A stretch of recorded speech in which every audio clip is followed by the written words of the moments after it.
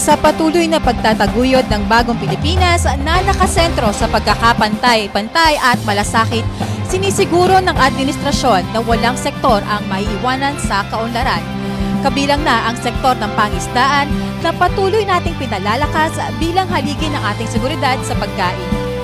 Sa ilalim ng pamumuno ni Pangulong Ferdinand R. Marcos Jr., isinusulong ang inklusibong pag-unlad kung saan bawat mangingisda, bawat komunidad sa baybayin at bawat Pilipino ay may lugar sa pag-angat ng ekonomiya. Ngayon, nasasaksihan natin ang mga bunga ng mga makabagong infrastruktura at programa sa General Santos Fishport Complex, isang mahalagang aspeto sa paggamit ng mas maunlad at matatag na kinabukasan para sa sektor ng pangisdaan. Isang magandang araw Pilipinas mula rito sa General Santos City, handog ng Radio Television Malacanang kasama ang Philippine Fisheries Development Authority ng Department of Agriculture. Ito po ang live coverage ng pagbisita ni Pangulong Ferdinand R. Marcos Jr. dito sa General Santos Fishport Complex. Kasama ko po ngayong umaga si Sir Migo Pilarta, ang Officer in Charge ng Public Information Division ng PFDA. Magandang umaga, Sir Migo. Magandang umaga, Miss Gab. Alright. Kami po ay inyong napapanood sa Facebook pages and YouTube channel ng RTVM Presidential Communications Office at ng Philippine Fisheries Development Authority. Bukod po sa ating mangingisda na silang mismo ating pangunahing panauhin ngayong araw, nakakita po natin na naparito rin sina Department of Agriculture Secretary Francisco Tiu Laurel Jr., kasama rin ng Pangulo si PFDA General Manager Attorney Glenn Pangapalan, at kanina nakita din natin si Undersecretary for Fisheries Drusilla Esther Bayate.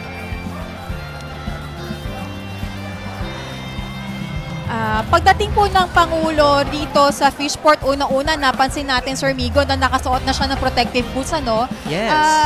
Sir, para saan po itong boots na, sir? Bakit lahat po sila naka-boots ngayong, Oo. Ang pagsusuot ng white boots sa loob ng Fishport ay isang food safety and health protocol. So, para lang ma-ensure na yung mga binibentang isda dito sa Fishport ay ligtas. Okay. Mula sa Tama kung ano naman yan. Kung nakakita rin po ng mga kasama natin ngayon, pati tayo na nag-annotate ngayon, mga nakasuot din ng boots. Kasi part to, sir, no, ng biohazard protocol at precautions na rin. So, dito po sa General Santos Fishport, sinisiguro natin na hindi lang quality yung mga isda, kundi hygienic din and malinis ang pag-handle ng paghangon ng isda dito. That's right, Miss Gab.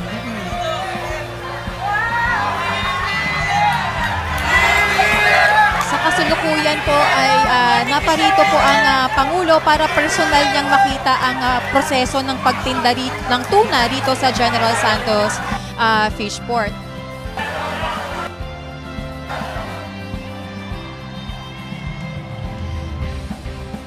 So Sir Migo, paano po ba ang process ng pagtinda? From what I understand, sir, no, tuna po ang main products dito sa Fishport ng General Santos? Yes, tuna ang main product dito sa General Santos Fishport Complex. So dito sa lugar na kinatatayuan natin ngayon kasama ang Presidente ay tinatawag na Market Hall 1. Okay. So may 4 na market halls. Itong market hall na to ay specifically for tuna lang siya. Kaya dito lahat ibinabagsak ang mga tuna na galing sa mga fishing vessels. Okay.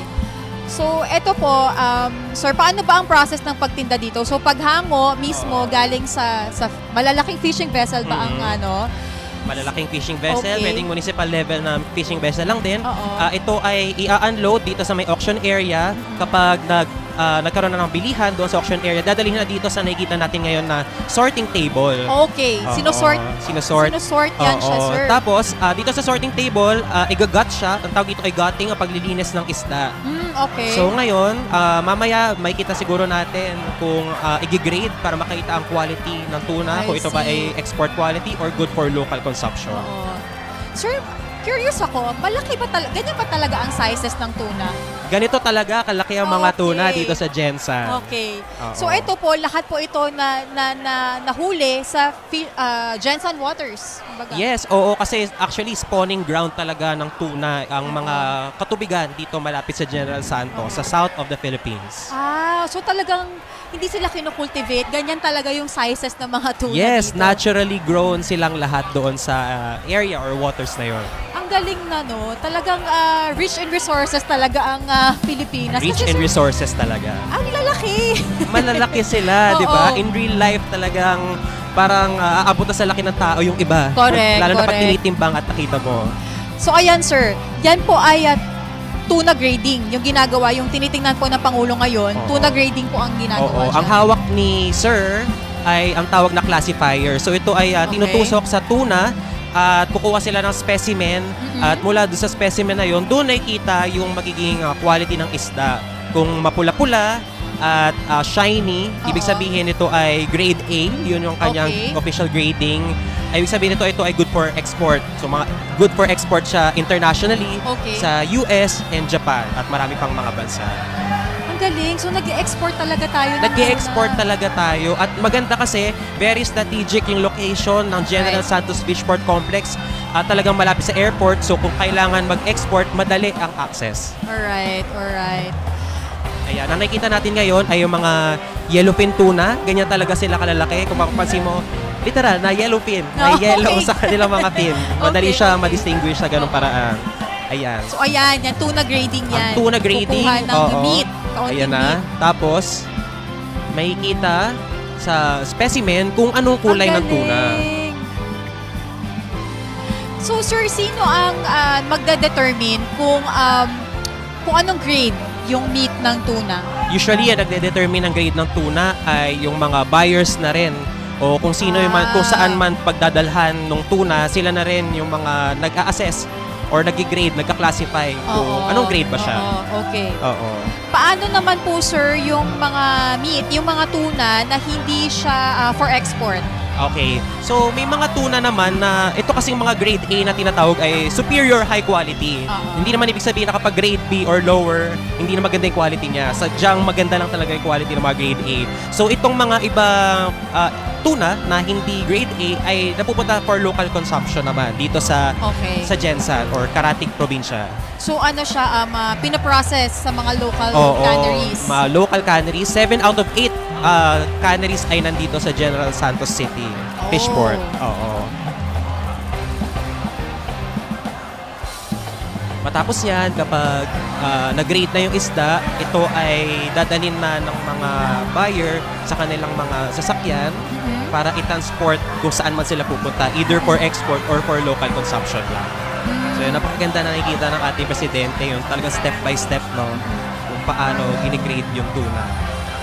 Actually nga kanina sir, nakausap natin si PFDA Acting General Manager si Attorney Glenn Pangapalan.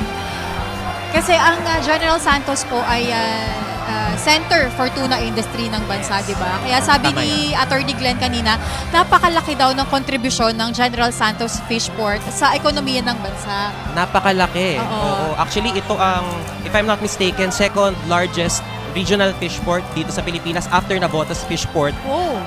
200,000 metric tons, more than 200,000 metric tons ang na-unload na isda. No? Sari-sari na yon sa isang taon dito sa Isang General taon. Santos. Oo. Tsaka, ang sabi rin po ni Attorney Glenn, around 20,000 daw po yung may business permit to operate here Yes, sa oo. Grabe, So, 20,000, napakadami. ngayon po ay kasama pa rin po ng Pangulo si Department of Agriculture Secretary Francisco Tiu Laurel Jr. At ngayon po ay magkakaroon po sila ng isang maikling ugnayan para po direkta mismong marinig ng Pangulo ang mga pangangailangan ng ating mga mangingisda dito sa General Santos. Andito lang kami para tignan. Ito, I have a mic. Para tignan kung ano yung mga sistema na ginagamit ninyo para sa fisheries natin dahil sa pagpalagay ng ating sekretary, nakilala nyo naman na talagang isa sa pinakamalaki sa industriya ng fisheries dito sa Pilipinas, ay naunawaan niya kung ano yung potential ng fisheries para sa Pilipinas. Kaya sinabi ko, dali niya ako rito, paliwanag niya sa amin kung ano yung mga kailangan ninyo. Sa aming palagay, ang nakikita namin na siyempre yung cold chain, kailangan lalagyan natin. Nagtayo ka na pala ng malaking cold storage dito. Pero kailangan pang dagdagan Kaya't gagawin namin ang lahat para naman masuportahan yung buong, hindi lamang yung cold storage, kung hindi yung buong cold chain. Para yung mga huli na nahuli na natin ay pagdating sa market ay maganda pa rin at yung quality ng isda ay ma-maintain para siyempre mas magandang benta. Kaya ano pa sa palagay ninyo ang kailangan natin in your view? What else? Meron tayong bago, sir, na testing facility na itatayo rito. Laboratory. Testing facility. What are we testing for? Histamine, fish quality, pati sa pang-shrimp. Meron tayong testing for shrimp. Sa shrimp, oo. Sikat na sikat yung shrimp natin sa abroad eh. Ang pag binili mo yung black prawn sa Philippines. Black tiger prawn. Oo. Guys, sige. Maraming salamat at mabuti naman at nakadaan ako rito. At nakita ko, nakapunta na ako rito pero hindi pa ganito kalaki noon. Ngayon napakaganda na. Kaya gagawin namin ang lahat para bubuhayin natin ulit ang ating industriya ng fisheries. Dahil pagka pinag-aaralan namin yung mga pangangailangan sa kinakain ng Pilipino, napakahalaga sa diet ng Pilipino, sa kinakain ng Pilipino, yung isda, yung seafood. Dahil siyempre, marami tayo, mga 7,000 islands ang Pilipinas. Kaya napupunta talaga sa fisheries ang pag-asa. Kaya tutulungan, gagawin namin lahat para yun na nga, yung mga sistema, magtatayo tayo ng mga fish port, mga agricultural port, para mabawasan ang ating transport cost, pati ice plant para doon sa maliliit na bagsakan, mayroong pagkukuhanan ng yelo para hindi lamang para doon sa lugar, para paglabas, paglalaot ang mga bangka, may dalang yelo para laging sariwa yung inyong huli. Okay, so sige lang, patuloy nyo. Malaking kontribusyon ng Gensan at lahat ng fisheries industry sa pagpapakain sa buong Pilipinas. Kaya patuloy ninyo. Maraming salamat sa inyong ginagawa. Hindi lamang sa food supply, kung hindi pati sa pag-export natin. Nagulat nga ako yung tinitesting doon na isda, pupunta pa raw sa Amerika yan. Nakakatuwa naman na ang Pilipinas nakakapag-export hanggang sa Amerika. Kaya ang laki rin ng kontribusyon sa ating ekonomiya nitong inyong industriya. Kaya kailangan ang pamahalaan ay nandyan. Kaya nakakatiyak naman kayo, kagaya ng aking nasabi, ang ating Secretary of Agriculture ay kasama ninyo sa industriya ninyo. Kaya gagawin na tuturuan tayo kung paano ang gagawin para matulungan kayong lahat. Okay? Maraming salamat. Magandang umaga sa inyo. Good morning. Good morning. Good morning. Good morning. Good morning. Ay, buena, may kayo. Oy, pero patityo kami. Sino pa eh? Amin.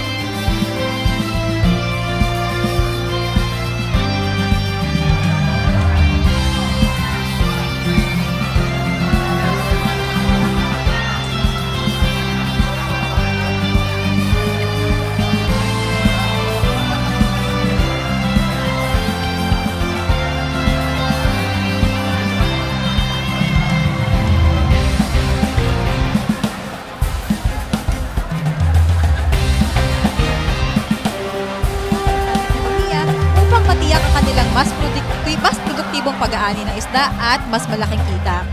Kaya naman po mga kababayan, ninais ng Pangulo na magkaroon ng ugnayan kasama ang ating mga mangingisda dito sa General Santos para diretso mismo niyang marinig sa kanila at malaman ano pa ba ang mga maitutulong ng pamahalaan sa kanila para mapabuti ang kanilang kabuhayan at palakasin pa ang sektor ng pangingisda dito sa lungsod. Kasama pa rin po ng Pangulo si Department of Agriculture Secretary Francisco Tiu Laurel Jr., si Undersecretary for Fisheries Drusilla Bayate, at si Philippine Fisheries Development Authority Acting General Manager Attorney Glenn Pangapalan. Bukod po sa ugnayan, naparito rin po ang Pangulo para mamahagi ng tulong pangkabuhayan sa mga mangingisda sa General Santos. Katuwang ang Bureau of Fisheries and Aquatic Resources o BIFAR, mamimigay po ang Pangulo ng ilan sa mga livelihood projects dito sa General Santos.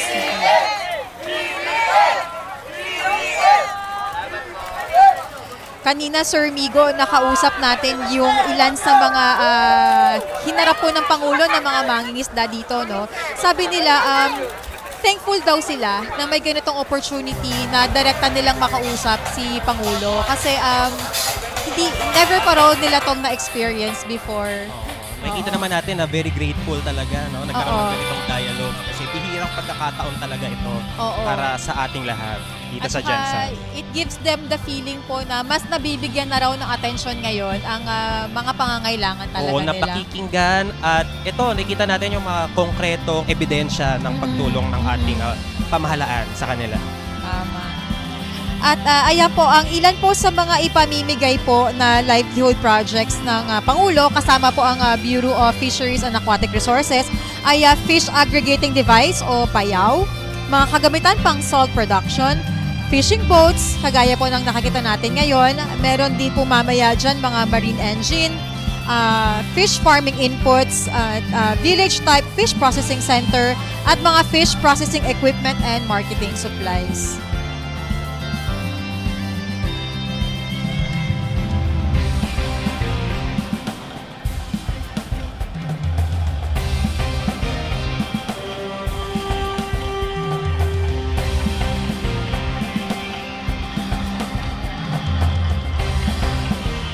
Mga kababayan, ang pagpunta po rito ng Pangulo ay sumasalamin lang sa pagsisikap ng pamahalaan na suklian ang paghihirap at sakripisyo ng ating mga mangingisda sa pagsisigurong may pagkaing nakahanda sa hapag ng bawat pamilyang Pilipino. Ang ating pong natutunghayan ngayong umaga ay ilan lamang po sa mga programang handog para sa kanila para palakasin pa ang kanilang kabuhayan at pataasin pa ang kanilang mga kita.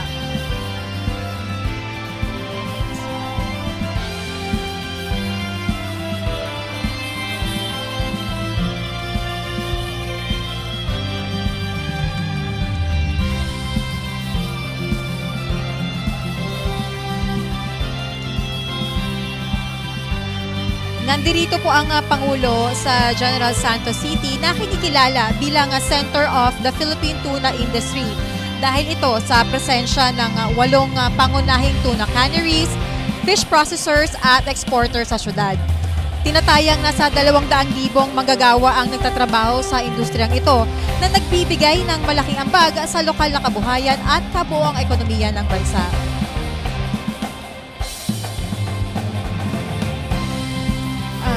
Ito pong General Santos Fishport Complex ay nasa pangangalaga ng Philippine Fisheries Development Authority. Bilang pangunahing hub para sa post-harvest operations, patuloy na nagbibigay ang General Santos Fishport ng mga kinakailangang pasilidad at serbisyo para sa maayos na paghawak, pagbebenta at pag-export ng tuna at iba pang produktong dagat. Sir Migo, meron po ba tayong mga bagong infrastruktura na ginagawa dito sa Fishport? Actually, itong kinatatayuan ni ating Pangulo, nila Secretary, ay isa sa mga component ng rehabilitation project na kasalukuyang nangyayari dito sa General Santos Fishport Complex. Yung canopy sa kanilang harapan ay bago lamang.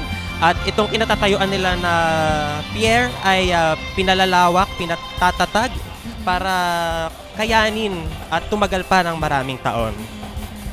Kasi sir, over the years, no, talagang gamit na gamit, very busy itong General Santos Fishport, ano. Oo, sabi mo nga kanina, 200,000 ang nasa industriyang ito ng pangisdaan dito sa General Santos. So, you can imagine yung dami ng mga vessels na nagdadock dito. Talagang magkakaroon ng mga instances na kailangan i-rehabilitate. At nandito ang PFDA para suportahan ang direktiba ng ating Pangulo dito. Oo. Sir, apart po dyan sa mga recently na nagawa na natin, meron pa ba tayong mga future projects from the PFDA para dito sa General Santos Fishport? Malawak po ang plano para sa General Santos Fishport Complex. So una, gusto pa natin na i-expand pa at mas i-modernize pa yung mga pasilidad. So tuloy-tuloy lang yung construction ng mga various facilities dito. Magtatayo din tayo ng mga cold storage facilities para mabawasan yung post-harvest losses na kalimitan na experience ng mga mangingisda dito sa Gensan. Sir, yung additional na cold storage, kasi sa dami ng isda na nahahango dito, hindi na, kumbaga, merong mga nasasayang. Natural naman siya kasi usually may tendency na kapag napakaraming isda, talagang nag-overproduce. It's a natural process naman. So, ang tanong ay kung handa ba ang pasilidad na tumanggap ng mga isdang nahuhuli. So ngayon, no, dahil nga dumadami din yung mga isdang resources natin sa dagat, naturally, kailangan dagdagan din natin yung pasilidad na pupuntahan ng mga ito. So kaya patuloy ang pagtatayo ng PFDA, hindi lang dito sa General Santos Fishport Complex, ng mga facilities na tulad ng cold storage, kundi sa iba-iba pang mga parte ng Pilipinas. So marami tayong cold storage na either naitayo na or itinatayo pa lang sa kasalukuyan. So sir, for example, po nagkaroon na tayo ng cold storage, ano to, parang rerentahan siya ng mga nagtitinda ng isda, ng mga mangingisda? Ganun ba ang proseso? Oo, usually may mga kumpanya na mga major fishing companies na naglo-locate sa loob ng fishport. Sila yung nag-occupy ng mga spaces sa loob ng cold storage facility. So, for example, dito sa ating tuna sa Market 1 unloading, saan pupunta yung isda pagkatapos? So usually doon dumediretso yung mga tuna sa mga processing center or sa cold storage para mas mapahaba pa yung kanyang kumbaga shelf life. Oo. Tsaka sir, within the complex, nung nag-ikot-ikot pala kami dito, hindi lang basta itong mga yung talagang tuna trading, pero din palang mga tindahan din dito na mga naka-vacuum pack na yung mga tuna. Yes, oo, kasi nga maraming mga processing center dito sa loob ng fishport. Dito na nangyayari lahat sa loob ng fishport, yung pag-process na rin ng isda. Lalabas na lang siya ay naka-vacuum pack na, sabi mo na. So Sir Migo, hindi lang po tuna yung products na meron dito sa fishport. Oo. So, may 4 na market halls dito sa General Santos Fishport Complex. Itong venue ng ugnayan, yung Market Hall 1 ay for tuna. Meron din tayong market halls 2 to 3 for small pelagic fishes, so like galunggong at iba pa. Meron ding market hall 4 para sa mga fish products na pangkaraniwang nakikita natin sa mga merkado. So 4 na malalaking market halls ang nandito sa Gensan Fishport. At saka nakakatuwa kasi yung tuna meat, hindi lang siya yung like tuna talaga na yung the usual na tuna na nakikita natin. Yung iba dito sir ginagawa tuna embutido. Tuna embutido, tuna siomai. Oo, iba-ibang classic tuna products tuna talaga. Lumpia, lahat na ng pwedeng gawin sa tuna, pwede na. May tuna chicharon. Ay, talaga ba? May masarap chicharon ang din. mga produktong tuna dito sa Gensan. Sana nga ay matikman ng mga Pilipino lahat yung mga produktong tuna na galing dito sa Gensan. Nakakatuwang isipin, sir, no, na dahil rich in resources tayo, ang Pilipinas, lalo na tong General Santos, isa na tayo sa mga top exporters ng tuna. Yes, ang ganda ng quality ng tuna na galing sa Pilipinas. Tama. At talaga nakakarating talaga sa US at Japan. At talagang alam naman natin na major consumers talaga ng mga tuna, di ba? Mga sashimi at marami pang iba.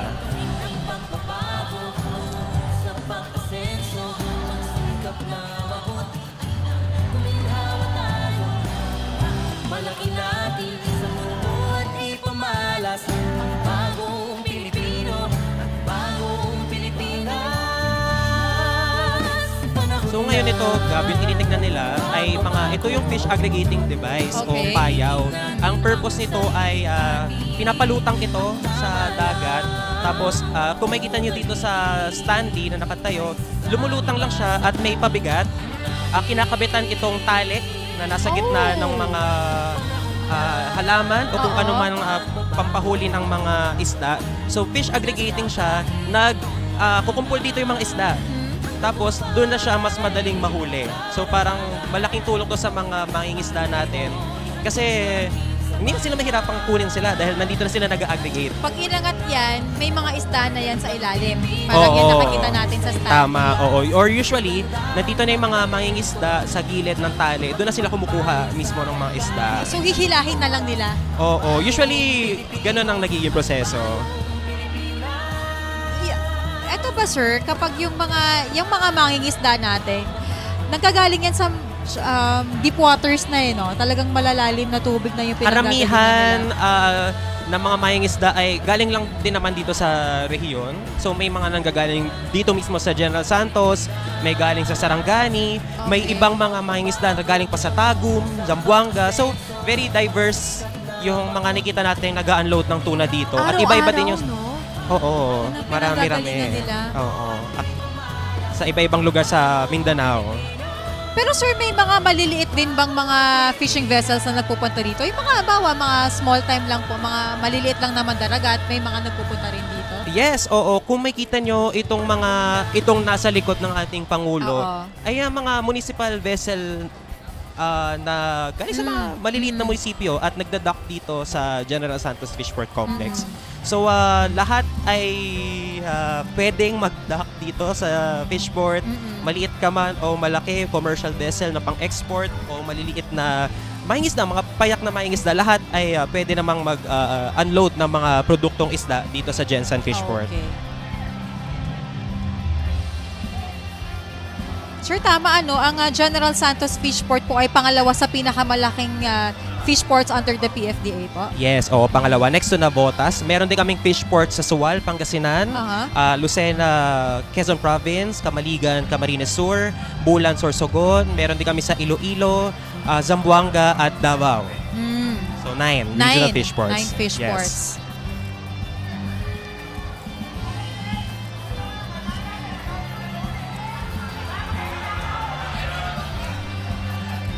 Kasalukuyan po ay kasama pa rin ng Pangulo si DA Secretary Francisco Tiu Laurel Jr., si Philippine Fisheries Development Authority Acting General Manager Attorney Glenn Pangapalan at si Department of Agriculture Undersecretary for Fisheries Drusilla Bayate.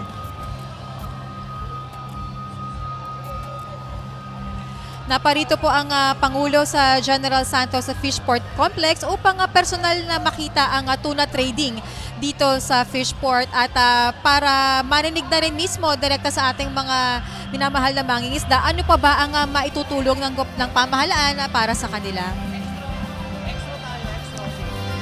At ayan po, ngayong araw muli tayo nagsama-sama upang tuparin ang mga mahalagang hakbang at tungo sa mas matatag, mas makabago at mas maunlad na kinabukasan para sa ating mangingisda.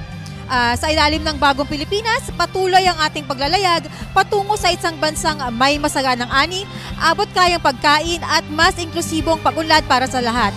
Muli po ako si Gab Baniked. At ako naman po si Migo Pilar mula sa Philippine Fisheries Development Authority. Maraming salamat po sa inyong pagtutok sa aming live coverage. Mabuhay po ang ating mga mangingisda, mabuhay ang bagong Pilipinas.